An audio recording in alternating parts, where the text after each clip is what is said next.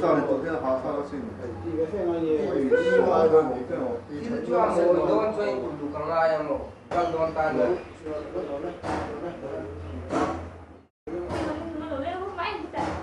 Mana?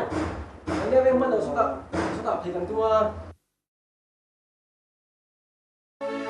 Si căn trăng lâu, căn hồ mây ta, căn hồ mây ta.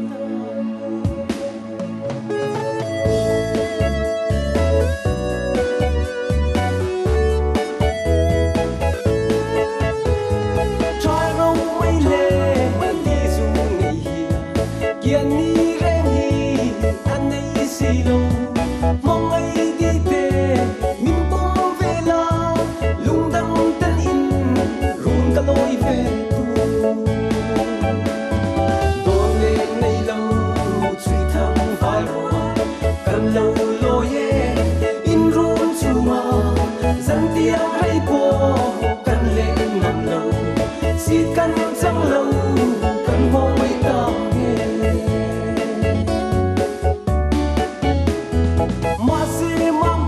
Ghiền Mì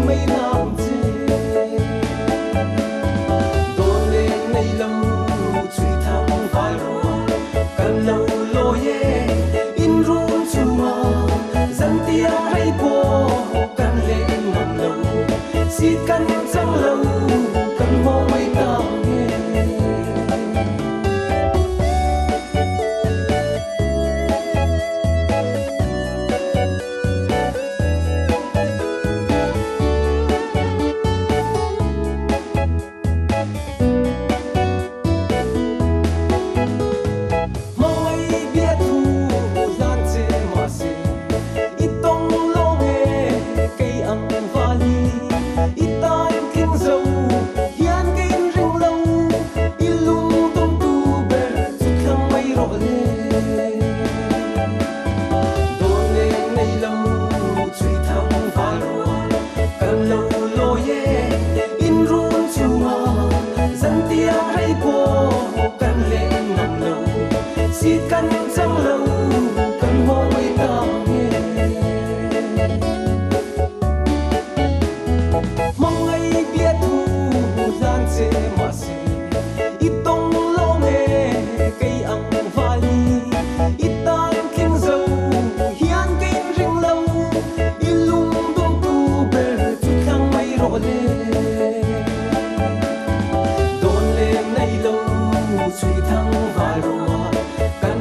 lỡ những video